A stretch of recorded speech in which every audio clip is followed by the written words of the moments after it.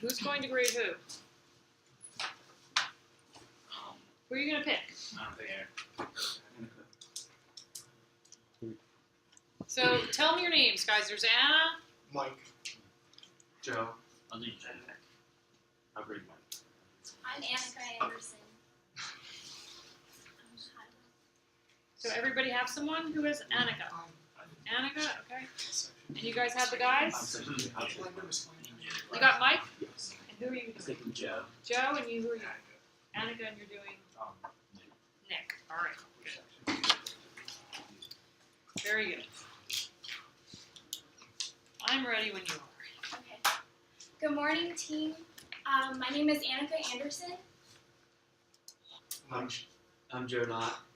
Mike Shannon. And Nick Dawson.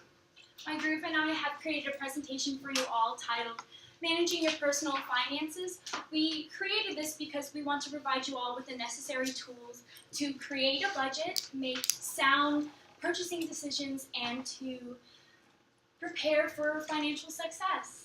Before we begin, I would like to show data from college stage of life, and it is with regards to college students and their financial standings. So, did you know that 60% of college students have to pay for their college tuition by themselves without any aid of their parents? How many of you have to carry that burden? Yeah? It's tough, right? 1 in 12 American teenagers have to take some type of loan out to pay for college, and about 2 million American adults over the age of 60 continue to pay for their college debt. And today, we want to prepare you guys for this and to prevent any type of financial obstacles that you might encounter later in life. Today, we will discuss planning and goal setting, credit cards, saving for the future, and personal budgeting. All right, goal setting. There are 4 steps in the financial planning development process, and that is determine your current financial situation, develop financial goals, create financial action plan, and to assess that financial action plan. According to Creating Personal Plan, which is a document that the financial department of the Missouri State University created, they said that the first step you need to take is to create a list of your total assets and liabilities. The assets are things that you own and that you value and are cash or cash equivalents. This can include checking and savings accounts, personal property like the equity on your car, and invested assets like stocks and bonds. The next thing you need to do is calculate your current net worth. According to Wicker, the current net worth is the difference between the current assets that you have and your current liabilities. So if your current liabilities outweigh your current assets, you will have a negative number at the end of the equation. And this means that you need to pay more attention to the debt that you have and to continue to pay that off and to prioritize that. Next, you're going to organize your financial records. I started to do this as a college student. I did not know that my dad could get money back for putting the amount that I spent on books on his taxes. So I started to save that. A lot of people did not know that, surprisingly. And it makes a great deal. The little that you save, it can really add up. But just saving receipts or any financial documents that you accumulate, make sure that you create an organized billing system or a filing system.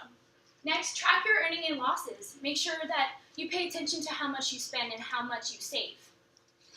Just be aware. Next, you're going to develop your financial goals by setting short-term, intermediate, or long-term goals. Has anyone ever heard of the SMART approach before? Yeah? Okay, so SMART stands for specific, measurable, attainable, realistic, and time-based. The more specific you are, the more prepared you are to meet those goals, and make sure that you list them in your budget. The next thing you need to do is create a family plan. I don't know how many of you guys have families at this age, but ensure that your family's goals are incorporated into your budget. Now make sure that you guys have a careful discussion to make sure that everyone is accounted for. Once you finish that, we're going to go to the next step, which is creating a financial action plan. And you're going to have to take debt into account. Like I said earlier, if your liabilities outweigh your assets, you need to plan accordingly. And if you continue to incur expenses, you need to accommodate for that and pay attention to that. Next, you're going to have to develop a budget that incorporates these goals. So, for example, if you have a lifestyle goal, which is more about focusing on your entertainment or having fun. I know that, not everything has to be paying for your rent or buying food. Going to the movies maybe, just set aside money for that so you can enjoy your life. And create alternative ways of meeting important goals. The importance of this is there is no specific way of meeting a goal. Things will happen, things will fall into your path, and you just need to substitute. For example, I tend to eat at fast food restaurants, or I don't have points, so I go to Paws and I buy food, even though I have food at my house, but it's better to eat at your house and save that meal and eat it over 2 days instead of just buying a cheeseburger at Paws one time that's more expensive than what you have at your house. Once you finish that, you're going to review your financial plan. Like I said, circumstances change, priorities change. Maybe you have a child, maybe you have a girlfriend, you're kind of expensive. Make sure that you consistently analyze how much you're spending and do that accordingly. And if you do so, you will be prepared, and I promise you, you'll have more financial success. You will see a difference. And next, I will pass that over to Joe Knott with managing credit cards. Alright guys, once again, I'm Joe Knott, and today I'll be talking to you about credit cards and how to build your credit. So guys, why do you need a credit card? Just give me one thing. Just for building your credit score. Oh, that's what I was going to say. Yeah. So guys, really having a credit card, other than having some rewards and stuff, especially at a young age, you're building your credit score. And I think credit cards are great for that reason. And like I just said, we're building our credit. So the way to build your credit is to start small. If you have a big limit, then you're going to spend more, and then your ratios, which I won't go into because it's a little complicated, will be out of proportion and your credit will go down. So starting small is less debt and a small limit. You do this by having student cards. Student cards usually start at $500. I got a Discover student card. Started at a $500 limit. You can't really spend your way into thousands of dollars worth of debt with only a $500 limit. Another way to do this is to have a secured card. A secured card it kind of stinks because you have to put up that $500 so the company doesn't lose that money, and that's kind of like lost to you, or not lost, but for a short period of time it's unavailable. You still get that credit and you're able to build. And then once you've had both of these cards, or maybe a secured card, after like 6 months to a year and you've been doing good, paying everything on time, you want to make sure you talk to your credit card company and get them to upgrade you to a normal card, because with a normal card comes better rewards, and then it's looked better upon by the credit bureaus. And when you are looking for these cards, student or secured, go online. There's great sites like creditcard.com and NerdWallet, I'm sorry. They're great. They have all kinds of user reviews and then professional reviews of why these credit cards are the best and how their rewards pan out and how their websites pan out. And so remember, like we said before, this is to build your credit. So some do's with your credit cards. Make sure you read the terms. If you don't read the terms before you get a credit card, you don't deserve a credit card, and you're not ready for a credit card if you can't go through those things. The 3 things you really need to know on your credit card is the grace period, the statement date, and the interest rate. Obviously, the grace period is the amount of times from the statement date when you need to pay that bill. The interest rate is going to be how much you'll be charged, when you have carried over amounts, and then the statement date is, the date the statement comes out. So make sure we keep track of our balances. The Australian Securities and Investment Commission, I know I got it from Australia, but they had a good thing, is keep track of your balance. You want to match this to your cash in your checking account, or maybe cash on hand to how much your card is off. You don't want to obviously be equal, because that's not a good thing to do. But make sure that doesn't go over. And you want to review your statement. If you don't review your statement, you might just find money going away. You want to make sure there's no charges on your cards. You want to make sure there's no charges from your credit card company that are extra. Don't let these things go by, because they're a waste, and a lot of times they're fraud. So, some don'ts: know your minimum payment and then never use it. Only in real emergencies is when you need to use that minimum payment. Closing your cards quickly, that really hurts your credit. It creates a feeling to the credit card company that you're not reliable and you're not a good kind of customer. And also, when we're young, and that's kind of what I'm talking about with you guys, if you close a credit card, your length of history, credit history goes down, and that essentially destroys your credit. When you have no credit history, which is the problem of why we're building credit, is the reason you're gonna lose that ability to build credit. And I got that from LRB's article. So obviously, don't overspend and estimate your future income. When you think about how much you're going to make in 2 weeks and you go, oh, I'll just spend that now, you're going to get yourself into trouble. You're going to start losing track of how much you're making, extra money, and you're going to start losing track of bills when you start spending future income.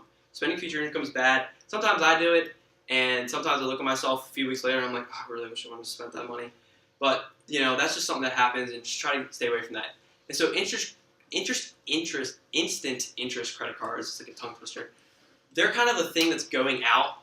It's when your card builds interest as soon as you buy something, and they'll charge you for that at the end of the statement, when your statement comes out.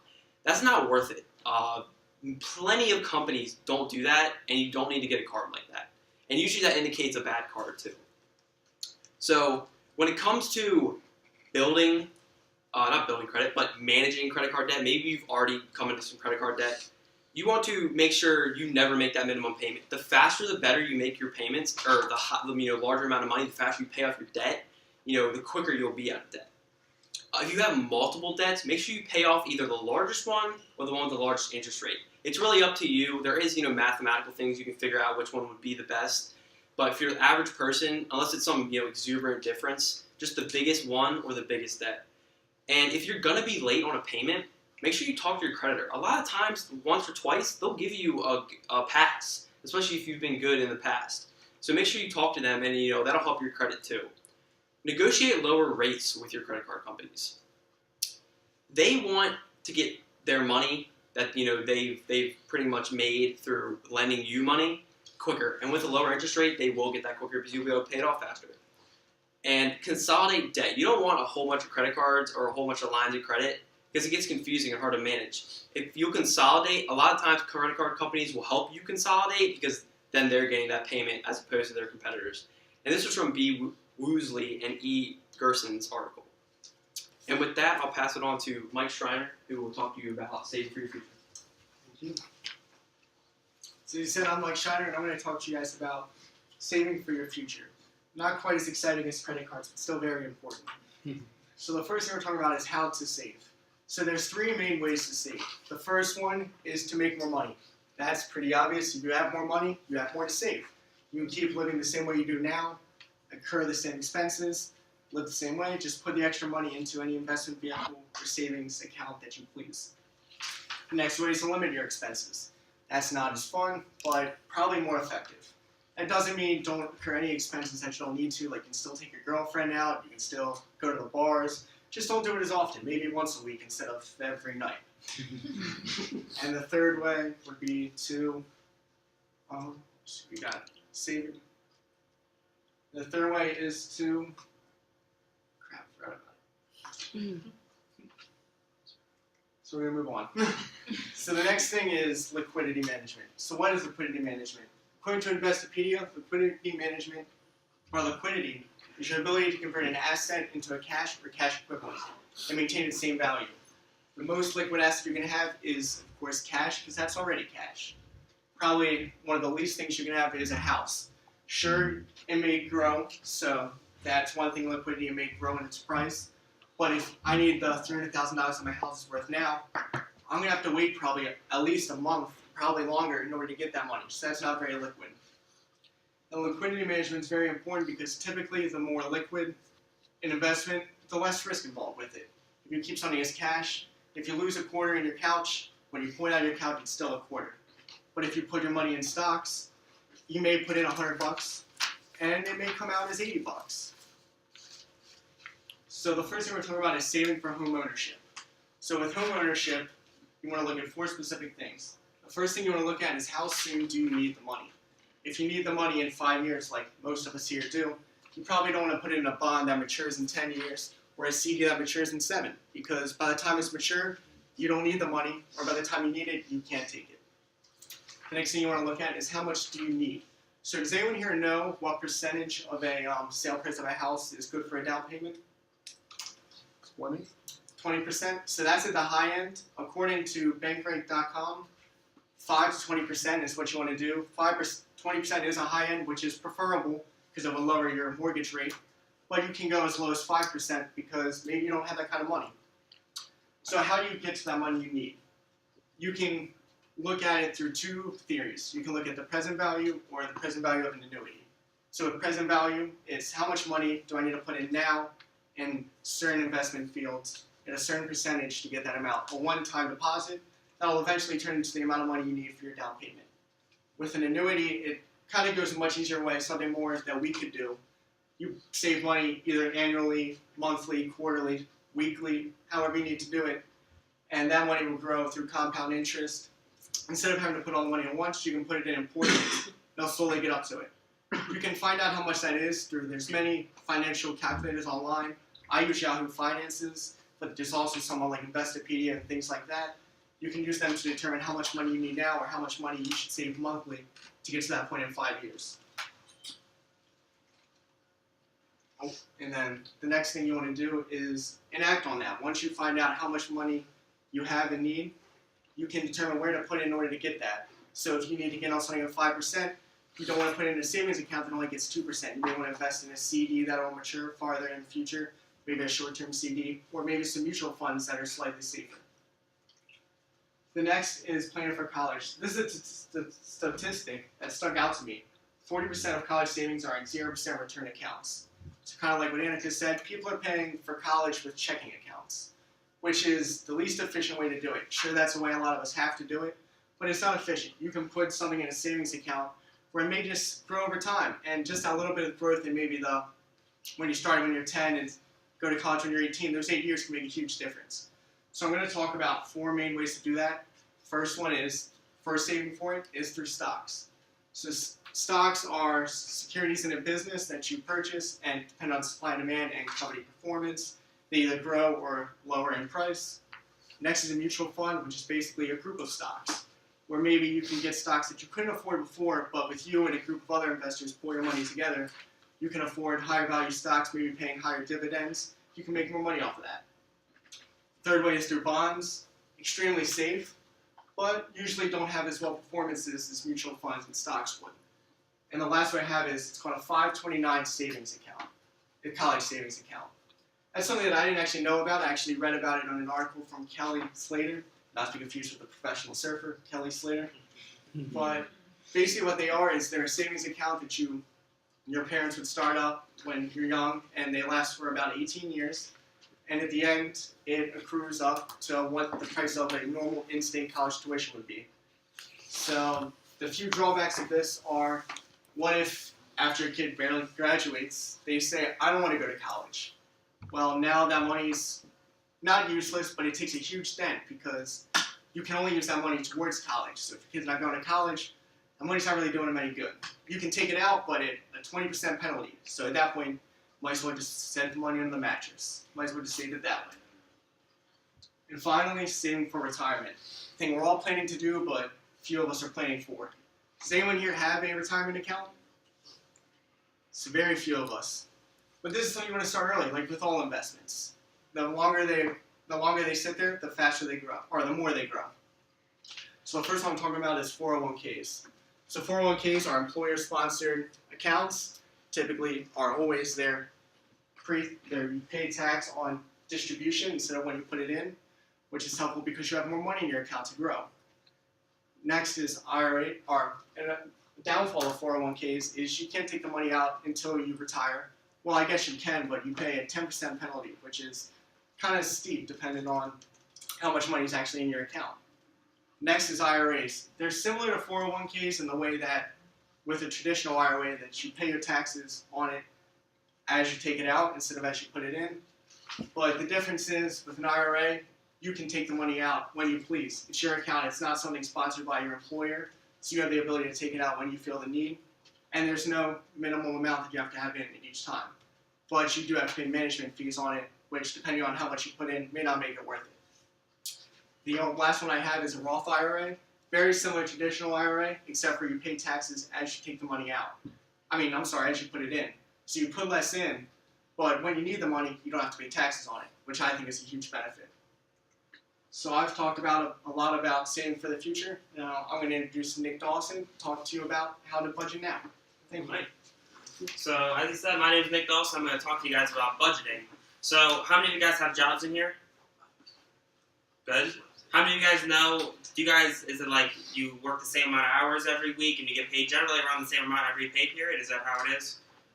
Okay, so that's how mine is. So, when I'm going to talk to you guys about budgeting, everybody has a little monthly budget sheet in front of you. Everything that has been highlighted is what we're going to go over today. So, these are the big headings for everything. As you move into a budget, you can look up budgets online and say, hey, I make this amount of money. Well, generally, you should spend around this on rent, this on food. But everybody's budget is different. If I showed you guys my budget, you guys would be like, well, maybe he doesn't like to go out as much. I like to go out to the bars more. I like to go out to the movies more. I like to spend more with my girlfriend. It's not going to apply to you. Everybody's budget is different, and it sticks solely to you. So these are 3 steps to creating a budget. Tracking every penny, dividing all that into subcategories, and then look for ways to reduce your spending. As they said, the best way for you to increase your savings is to reduce your spending. And a lot of you guys don't plan. Say I'm going into this job, I'm going to make $50,000 a year. I'm going to spend 35 of it, and then I'm going to save 15. Next thing you know, get a promotion. Cool. I make $70,000 a year now. Well, now I'm only going to spend 50, I'm going to save 20, so I'm saving 5,000 more than I was before. But what was wrong with your lifestyle when you're only spending $35,000 a year? Was it not good enough? Is your lifestyle really going to increase that much by you spending an extra $15,000? Because that's an extra $20,000 that you could have saved and put into a retirement account like a Roth IRA or a 401k. And especially a lot of times your employer will match like 2% of what you put in. And always make sure you put in that 2% because no matter what, that's a free 2% that your company is going to give to you. Say, hey, you've done a good job. Here's 2% of whatever you want to put in. And that's your money now. That's free money. By putting money in, your company gives you free money. So definitely look for ways to reduce your spending. Maybe you go out to the bar 3 times a week. Maybe you only go out on Saturdays now. So think about it. You spend, say you get 3 drinks, $10 a drink, $30, right? Cut that down 2 days. Now you save $60 a week. Over a month, $240 a month. By reducing it from 3 to 1 day going out to the bar. Still get to go out on Saturday. Still get to watch the game with your friends. Still get to get drunk and have fun. 1 day instead of 3. $240 monthly, that's a car payment. You guys may not think about that. Say, they're going out to the bar. I'm going to go out tonight. We're going to have fun. What about that car payment at the end of the month? It's not going to pay itself. That $240 that you could have saved was easy right there. And that's just by reducing that. That's just one option that you can reduce. And a lot of you guys don't really realize how much money you spend on food. If you guys want to look at this, you have your housing. So that's your rent. Utilities, maybe that's included in your rent. You have your automobile. How many people have car payments in here? You don't want to pay that every month. Think, every month you don't have to pay that. That money can go into savings. And then that savings will accrue. And eventually, I know everybody in here wants to retire. Somebody give me an age. What age do you guys want to retire at? 30? 30? Wishful thinking. Anybody else? What age do you guys want to retire at? I don't want to retire. You don't want to retire? No. That's a different thought. Personally, my goal is 50. A lot of people think 65. As if you start earlier, that money grows, and it grows, and it grows. And that money you put in, I started investing in stocks when I was 14. Okay? Fortunately enough, I have parents that taught that to me and said, hey, you know, if you want to put this much money in, we'll match you for that amount going to stocks. That's going to grow and grow and grow, and that's accruing instant interest since I was 14. If you start investing at 25, 30, you only have a couple years that can grow, as opposed to you starting earlier. So if you guys want to put $100 in stocks right now or in bonds, and then if you guys waited 10 years and did the same thing, there's going to be a drastic difference in the amount of money that is actually saved when you guys go to retire. If you guys want to pull up a calculator and say, if I invest $100 right now, versus if I invested $100 in 10 years, it's going to be around a $200,000 difference when you guys go to retire. Just from $100 a month compared to when you're 20 to when you're 30. $200,000. Now think, say you get your dream job, you make $125,000 a year. You're doing great. You're doing fantastic in this economy. Even if you saved 100% of that, it don't take you more than a little less than 2 years to save $200,000. And think, are you really going to notice an extra $100 going missing? Especially when you're younger, you don't have a lot of things you got to spend money on. As you get older, you get a wife, women get expensive, men get expensive. Everything, you start spending more money the older you get, you start incurring more things. You have health problems, you got to pay health insurance, all this stuff.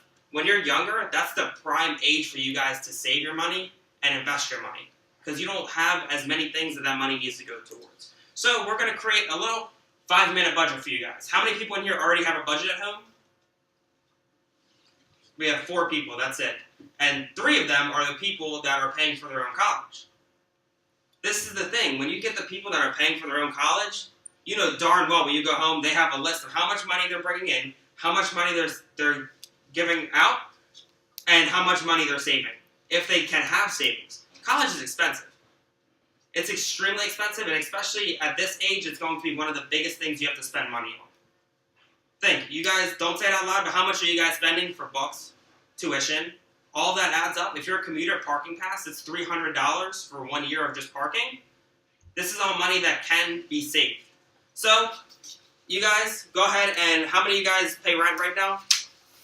Go ahead and write down what your rent is at the top under housing. Just write down under, like right next to it in your plan.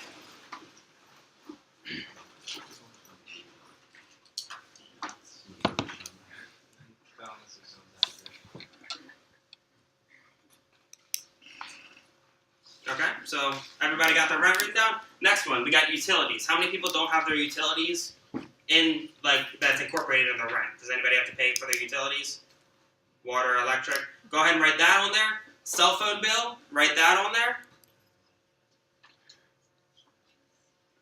Next one is going to be insurance. You guys probably aren't spending money on insurance, but as you get older, eventually, when you move out, when you do retire, the health insurance generally you're going to get through your company, but when you retire, if you have a family, you have to get health insurance for them, and that is extremely expensive. I know when my dad's talking about retiring, he's saying, I want to retire, almost $2,500 a month just for health insurance for the family, for 6 people. $2,500 a month. So just think about that. When you go to retire, it's not just, I have my house paid off, I have my car paid off, so I can just sit back and go on cruises, right? There's a lot more stuff that you have to spend money on that you don't realize when you do retire. Next one we got automotive. So when you guys have gas, say you fill up once a week, especially for commuters, probably once a week. That's another $40, $50 in gas every week, $200 a month. Plus your car payment, say car payment's $250, that's $450 a month solely going towards your car. Now we're going to move to food. You guys probably are going to say a number and put that under plan, and I guarantee you when you go to the actual and you look at it at the end of the month, it's at least double that. I guarantee it. You guys don't think, how often do you guys go out to eat? Say you go to McDonald's, Chick-fil-A, how often? All the time. All the time. I can't cook. So say you go 4 times a week. That's a pretty generous estimate. $6 a time, 4, 6, $24 a week. That's $48 a month just from going out. 24. No. That's $96 a month just from going out. That's $96 that could be saved. If you go to the bars, you're going to spend a lot more money on drinks rather than having people over and getting that liquor beforehand. Okay? Next, we're going to move to entertainment. So you guys want to go out to the bars, you want to go to the movies with your friends, you want to go bowling with your friends, anything you guys want to do, throw that under entertainment. And this is another section where you guys are going to put one number, and then if you look at it at the end of the month, it's going to be a lot different than what you think. Next one, we're moving on to services. So this you guys probably don't have much of. Maybe you get your hair cut once a month. That's around what I get my hair cut. So this is going to be a lot less, and you probably aren't going to go out and get a lot of services. This is more or less if you're a homeowner, having somebody come and mow your lawn instead of you doing it yourself, stuff like that. Miscellaneous, getting toiletries, clothes. I don't know how often you guys go out and shop. I hate shopping because I like money. So, and instead, I just wear the same thing, and then I put all that money into savings. I don't know about you guys. Maybe we got people in here that love going clothing shopping, and clothes are expensive. I mean, every time I go out, it's like, man, my new pair of shoes, I wore the entire sole down. I need to get a new pair. $70. $70. It's a piece of rubber. $70 for a piece of rubber. I hate going clothing shopping, and if you talk to my girlfriend about it, she will tell you she will not go shopping with me. I hate spending money. Next, we got debt repayment. So how many people here took out loans for college? Don't raise your hands, but I know probably some of you did, if not most of you. There's debt repayment with that. Now, maybe they have a student forgiveness plan where after you're graduated, that's when you start paying it back. There's also, if you're a federal employee, they have debt forgiveness. So after 10 years of you working, say in the school system, they forgive your entire debt. But as soon as that 4 years get up, maybe you guys aren't thinking about it right now, but they're going to send you a minimum payment. Hey, you got to pay this much, and then eventually after 10, 15 years, you'll have it paid off. Obviously, if you pay in those 10 years, you're going to accrue a lot more interest rather than if you paid it off in 7 years. So that's another thing you have to think about. What I do for debt repayment, make sure when they send you your minimum amount, add $50 to it. That $50 maybe doesn't seem like a lot, that's you going out to the bar 1 or 2 nights, but that $50 is going to save you 1-2 years of payments. Next, we have charity. If you guys have any money left over and you're a charitable soul, then donating money to charity. And then you have your savings. So then at the bottom, you're going to have your total. You're going to have your monthly income. And then you're going to have how much you thought you were going to spend and how much you actually spent. And you're going to see, and it's going to open your eyes as soon as you see, I planned, say I'm making $2,500 this month after taxes. I'm going to spend around $2,000 of it. I'm going to save that. And you look, it's like, hold up. There's an extra $400 here. Where did this come from? And by saving your receipts and going through them and saying, look, how hungry was I really that I needed to spend $30 going out to eat? How hungry was I that I had to go out and spend another $5, go out and spend another $3 here? And while it doesn't seem like much, you're driving home, I'm thirsty. I want to get a freeze from Taco Bell. $3, I can afford that.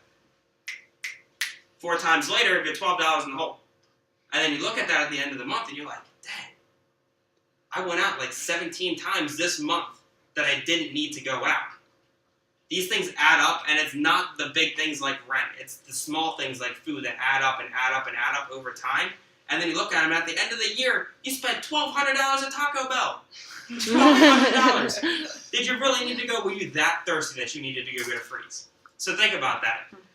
This is the biggest thing, and if you don't have a budget, as soon as you create one, it will open your eyes to the amount of spending that you do that is not necessary. And all that money can be saved, can be put into a 401k, can be put into a Roth IRA, can be put into a 529 to save for your kids. And all of this money will add up and add up and add up over time.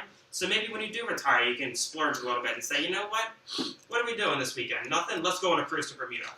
But that $12 that you spend a week on Taco Bell, added up over the next 30 years, is enough to pay for you guys to go on a cruise to Bermuda 3 times.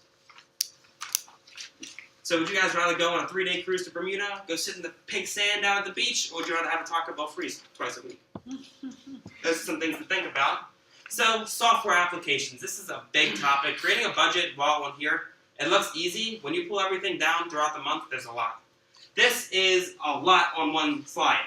This is you need a budget. This has, personally, I tried using this. You have to pay money to do this. It's $5 a month. That's the biggest thing in my eyes. It's like, why am I paying money to save money? But there are free options. But this, it allows everything to be broken down.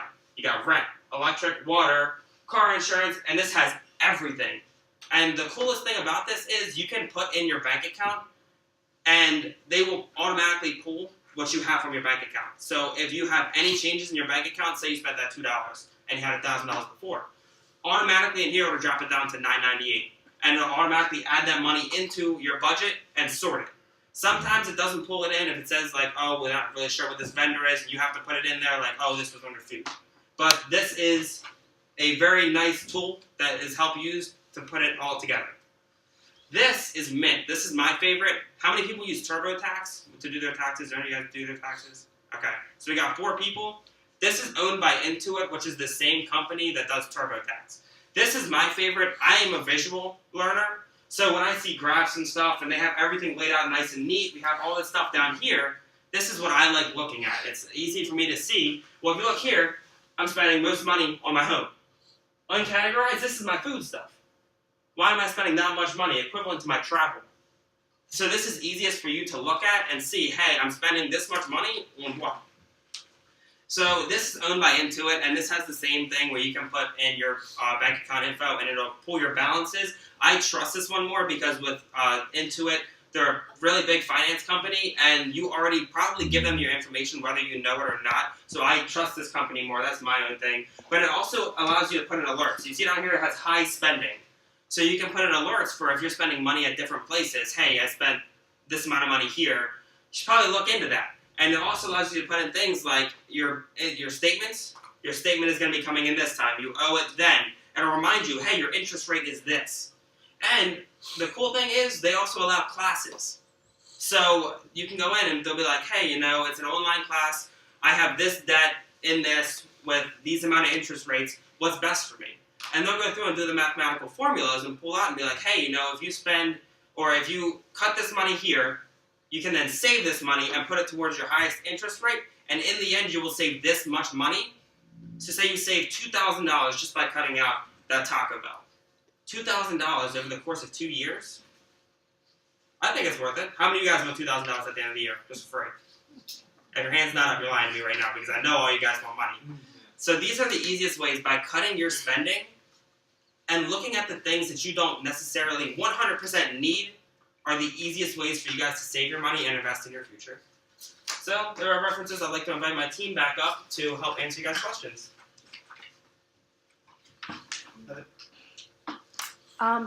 For credit cards, can you sometimes like link your credit card to your like debit card, so like or your checking account, so it like pulls money out and like just pays it every month? Like, can you?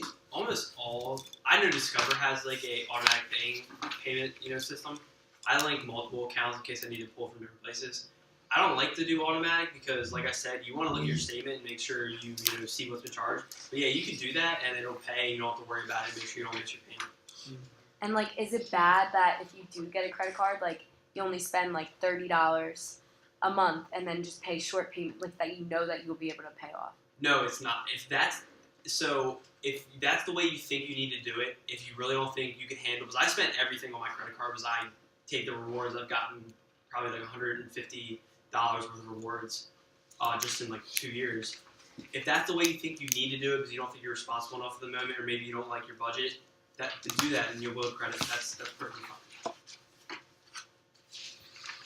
So I have a question. So if you have a college savings, you said that if you take what you take out and you don't spend on it, it's like a 20% reduction in taxes in the year. So like if you spend, say you take 7 out and you spend $5,000 on your college, so that 2,000 is what's going to get the 20% taken out. Correct. Right. Okay, not the little. Right, not All right. totally. Just the portion that you don't use towards the college expenses. Gotcha.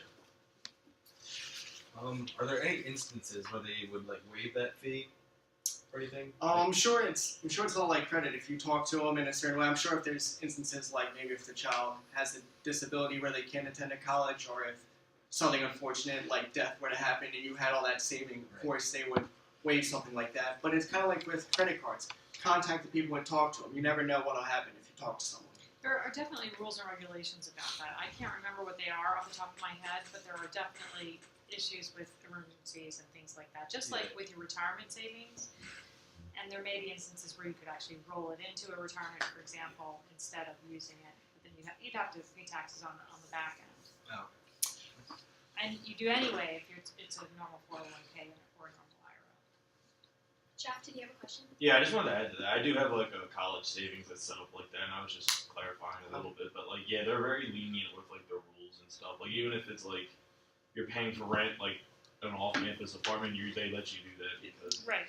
So, Because it's education related. Right. yeah, anything. It's pretty much anything. Your that child's goes getting an towards- apartment because they're at college, so you could use it for that. It is a Yeah. fairly lenient And- system. And bouncing off of savings, does anyone know, or does anyone have an emergency savings account by chance?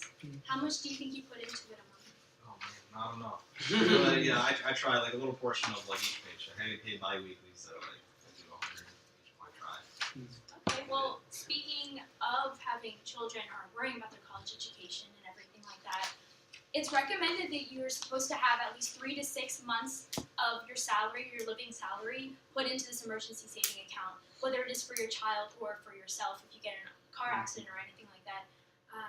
That is very important to know.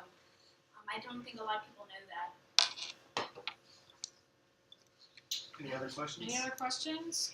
So you mentioned saving and putting money into stocks and bonds and whatnot. How would you suppose, like, college students that don't know too much about that whole process, how we can go about starting putting our money into stocks and So- bonds? Definitely using the internet. That is the biggest thing nowadays. Really, you can Google almost any question and it'll give you an answer almost instantaneously. So, along with that, definitely going to your local financial institutions that deal with investments. I know Wells Fargo, whether or not you guys, with all the scandal and everything going around with them, if you guys are safe with using them, but I know Wells Fargo has investment. I do mine through RBC, which is the Royal Bank of Canada. You have Morgan Stanley. There's a lot of different financial institutions, and if you go in and say, hey, look, I'm interested in learning about investing in stocks, and they're going to say, okay, go ahead and sit down, and they'll have a talk with you. Say, where's your money at? How much money do you have? How much do you want to invest? What is your future looking like?